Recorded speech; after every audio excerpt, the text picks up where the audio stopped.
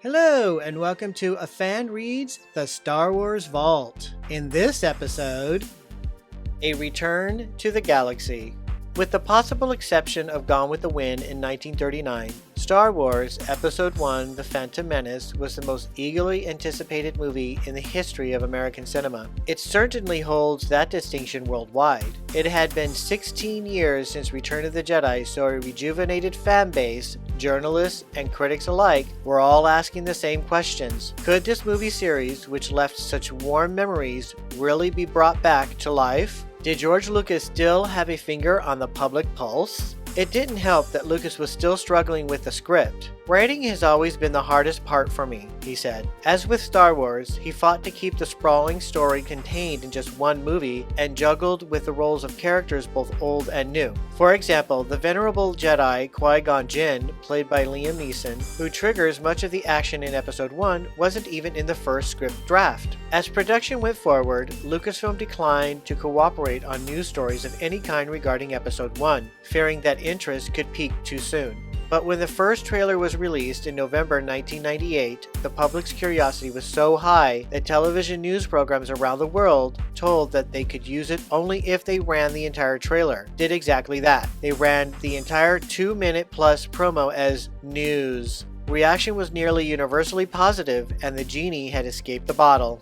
Florida accountant Brett Caltharp downloaded the trailer from StarWars.com, where the trailer had become the biggest internet event ever up to that point, with 1.1 million downloads. Afterwards, I sat at my screen and just wept. My wife was holding me, trying to understand. It was a culmination of 23 years of my life, he told a reporter for the Guardian newspaper. Marianne Johnson, an early blogger, posted on her Flick Philosopher site right after seeing the trailer, "Ah, Tatooine. Ah, poor little Anakin. We know your future. Oh, Liam and Ewan with lightsabers. Oh, that scene. Anakin Skywalker meet Obi-Wan Kenobi. The thrill. It's like coming home to a place I've never been." Casting the prequels, however, had been tricky. Lucas needed an ensemble cast that fit well together, but several characters also had to link physically to later incarnations of themselves or their children. "For Anakin and the Queen, we had to extrapolate backwards," said casting director Robin Gurlin. "We knew what their children, Luke and Leia, looked like. And of course, the actor cast as Obi-Wan had to resemble the older version of the character." Ewan McGregor not only resembled Alec Guinness, but picked up more of his mannerisms and even the timbre of his voice as the series progressed. In actress Natalie Portman, who played Queen and later Senator Amidala, Gurlin saw someone young but strong-willed, much like Carrie Fisher, who had played Princess Leia. In casting Anakin Skywalker twice, once as a youngster and later as a young man, Gurlin looked for actors who could play an outgoing and self-reliant character, but one racked with anger and so much fear that his descent into the dark side would seem organic. For Episode 1, that was Jake Lloyd, and for the last two movies, it was Hayden Christensen.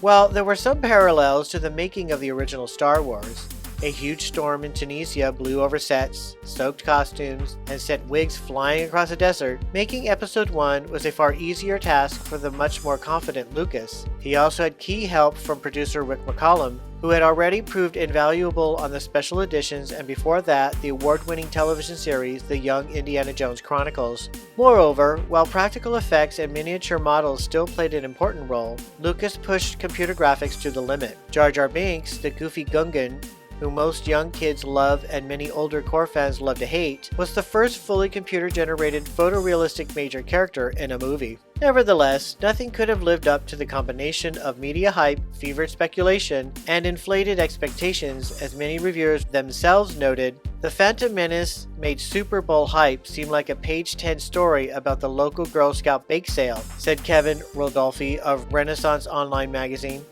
Still, it's hard to argue with success. Episode 1 sold $925 million worth of tickets worldwide, at that time second only to the phenomenon of 1997's Titanic. That's it for now. Thank you for watching A Fan Reads The Star Wars Vault.